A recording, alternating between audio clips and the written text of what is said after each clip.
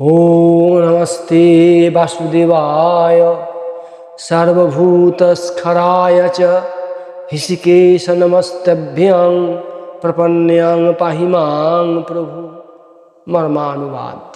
परब्रह्म पुरुषोत्तम पूर्ण ब्रह्म पुराण पुरुष परमात्मा श्री भगवान স্বরূপে বর্ণশূন্য হয়েও সৃষ্টির প্রারম্ভে কোনো রহস্যময় প্রয়োজনের জন্য নিজ স্বরূপভূত নানা প্রকার শক্তির মাধ্যমে অনেক রূপ বর্ণ ধারণ করেন, তথা অন্তিমে এই সম্পূর্ণ জগৎ যার মধ্যে বিলীন হয়, অর্থাৎ যিনি নিজ প্রয়োজন ব্যতীত শুধুমাত্র জীবের কল্যাণ হেতু নানা প্রকার বর্ণময় জগতে রচনা করে লালন পালন শাসন রূপ সংহার করেন এবং সময়ে সময়ে প্রয়োজনানুসারে বহু রূপে আবির্ভূত হন, তিনি পরমদেব, পরমেশ্বর, সর্বশক্তিমান, পরম সুন্দর, এক অদ্বিতীয় পুরুষ। তিনি ভিন্ন অন্য কিছুই নাই। তাৎপর্য হল এই যে, তাহলে কেন তিনি রহস্যপূর্ণ এই বর্ণ ও জাতি সৃষ্টি করলেন? সে ভগবানের এই বিচিত্র সৃষ্টিতে ৮৪ লক্ষ প্রাণী আছে। এই ৮৪ লক্ষ প্রাণী যথা মানব, পশু, পক্ষী, কীট, পতঙ্গ, বৃক্ষ, লতা ইত্যাদি। এই বিচিত্র সৃষ্টিতে যত প্রাণী আছে সবই ৪টি করে বিভাগ আছে। তাই শ্রুতি বললেন জাতিময়ং জগৎ। চণ্ডীতে বলেছেন ইয়া দেবী সর্বভূতেষু জাতিরূপেণ সংস্থিতা নমস্তস্मै নমস্তস্मै নমস্তস্मै নমো নমঃ। যে দেবী সমস্ত জাতি হয়ে রয়েছেন, আমি সেই দেবীরূপা জাতিকে প্রণাম করি, আমি প্রণাম করি। শ্রীমদ্ ভগবদ্ গীতায় ৪র্থ অধ্যায়ের ১৩ নম্বর মন্ত্রে শ্রী ভগবান বললেন চাতুর্বর্ণং ময়া সৃষ্টং গুণকর্ম বিভাগশঃ তস্য কর্ত্যারমপি মাং বিদ্ধো কর্ত্যারমব্যয়ম। হে পার্থ, ব্রাহ্মণ, ক্ষত্রিয়, বৈশ্য এবং শূদ্র এই বর্ণচতুষ্টয় গুণ এবং কর্মের বিভাগ অনুযায়ী আমি সৃষ্টি করেছি। সৃষ্টিকর্মের কর্তা হলেও অবিনাশী পরমেশ্বরূপ আমাকে তুমি প্রকৃতপক্ষে অকর্তা বলে জানবে। এই বিচিত্র বৈশিষ্ট্যপূর্ণ জাতি মানবের সৃষ্টি নয়, কুসংস্কারও নয়। শ্রী ভগবানের এই বিচিত্র জাতি সৃষ্টি খুবই রহস্য ভরা। আমরা মুখে যতই বলি জাতি মানি না, জাতি বলে কিছু নাই, জাতি মানবের তৈরি। যদি বিচার করি আমরা বুঝতে পারব আমরা জাতি মানছি এবং জাতি খুঁজছি। যেমন ফল দিয়েই ধরা যাক, আম একটা জাতীয় ফল। আমরা আম কিনতে গেলে আমাদের আগে লক্ষ্য হিমসাগর, ল্যাংড়া, কারণ এটি জাতি আম। আমরা বাড়িতে সারমেয় অর্থাৎ কুকুর পুষব, আমাদের লক্ষ্য ভালো জাতের কুকুর। আমরা গরু পুষব, আমাদের লক্ষ্য ভালো জাতের গরু। আমরা গাছ বসাবো, ভালো জাতের গাছ। তাহলে আমরা জাতি খুঁজছি। এই বিচিত্র সৃষ্টিতে মানবের যে জাতি ব্যবস্থা এবং জাতি বৈষম্য, এই সমাজ ব্যবস্থা আমাদের বিশেষ কল্যাণী হবে। আমরা আমাদের সর্বাঙ্গীন মঙ্গল কিসে হয় আমরা জানি না। আমরা ক্ষুদ্র বুদ্ধি দিয়ে বিচার করতে পারবো না। শ্রী ভগবান, শাস্ত্র, ঋষিধিষ্ঠ এই সমাজ ব্যবস্থা আমরা যদি ভেঙে দিয়ে নিজেদের ইচ্ছা মতো সমাজ ব্যবস্থা তৈরি করি, তার কুফল আমাদেরই ভোগ করতে হবে, ভোগ করতে হচ্ছে। পূর্বজন্মকৃত কর্মানুযায়ী জীবের সত্য, রজ, তম এই তিনটি গুণের তারতম্য থাকে। সৃষ্টির সময় শ্রী ভগবানের বিধান অনুযায়ী এই সমস্ত গুণ কর্ম অনুসারে ব্রাহ্মণ, ক্ষত্রিয়, বৈশ্য, শূদ্র এই 4টি বর্ণ সৃষ্টি করেন। এছাড়াও আরও অনেক সৃষ্টি করেন। মানব ছাড়াও দেবতা, পিতৃগণ ইত্যাদি অন্যান্য প্রাণীর সৃষ্টিও শ্রী ভগবান গুণ ও কর্মানুসারে করে থাকেন। এতে তার কোনো বৈষম্য থাকে না, সবেরই জাতি আছে।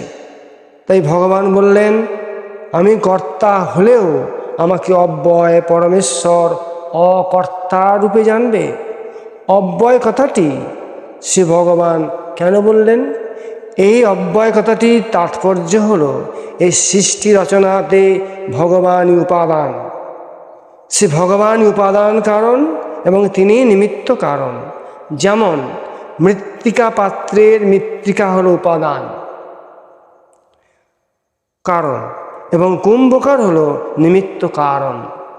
মৃত্তিকা পাত্র নির্মাণ করতে মৃত্তিকা ব্যয় ও খরচ করতে হয় এবং সেটির নির্মাণে কুম্ভকারের শক্তি ব্যয়িত হয়। কিন্তু সৃষ্টি রচনাতে সৃষ্টিধর পরমাত্মার ভগবানের কোনো কিছুই ব্যয় হয় না, তিনি একই প্রকার থাকেন।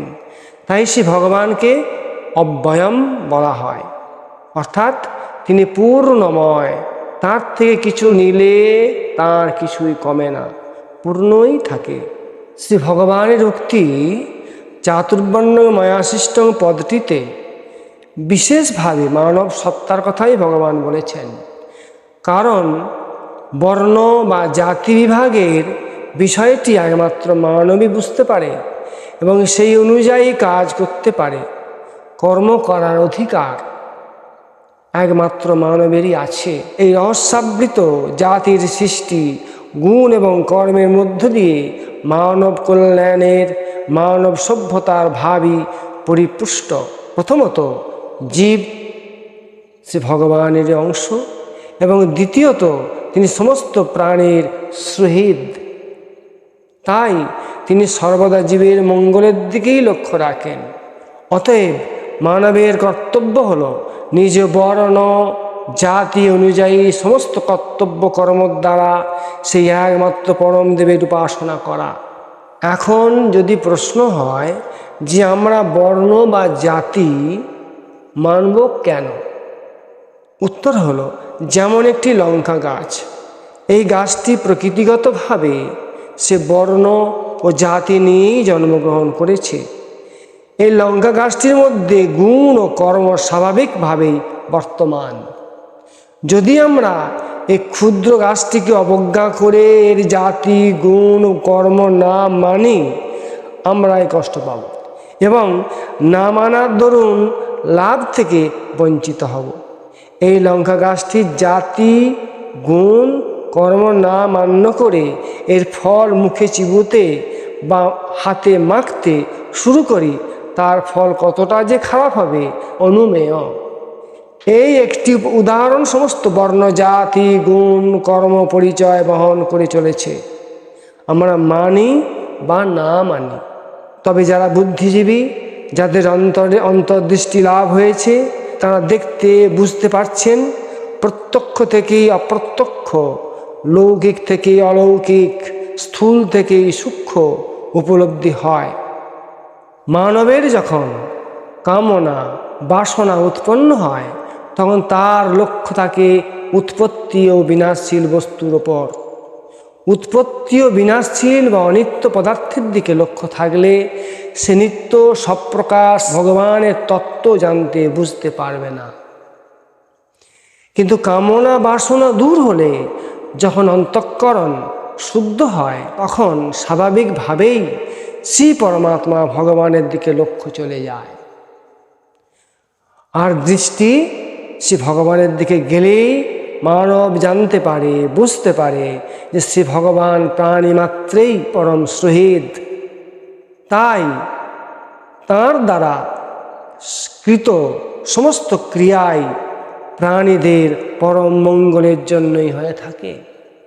পরমাত্মা শ্রী ভগবান মানবকে কর্মবন্ধন থেকে মুক্ত করার জন্যে মানব দেহ প্রদান করেন, কিন্তু মানব এটি না বুঝে নূতন নূতন সম্পর্ক সৃষ্টি করে বন্ধনে আবদ্ধ হয়। এই জন্যই কর্তৃত্ব ভাব এবং ফলেচ্ছা না থাকা সত্ত্বেও তিনি কৃপাপূর্বক জীবকে কর্মবন্ধন থেকে মুক্তির জন্য তাদের উদ্ধার করার জন্যই এই সৃষ্টি রচনার কার্য করেন। পরমাত্মা শ্রী ভগবানকে এইভাবে জানলে মানব শ্রী ভগবানের দিকে আকৃষ্ট হয়। এই গভীর রহস্যময় বর্ণ জাতির গঠন প্রক্রিয়ায় মানব কল্যাণের শাশ্বত পথ। এই পথ পরিক্রমার মধ্য দিয়েই মানব সত্তার বর্ণ কর্ম গুণ লয় প্রাপ্ত হয়ে এবং মানব দিব্যালোকে গমন করেন। যে ব্যক্তি যে বর্ণে যে জাতির মাতা পিতা হতে জাত,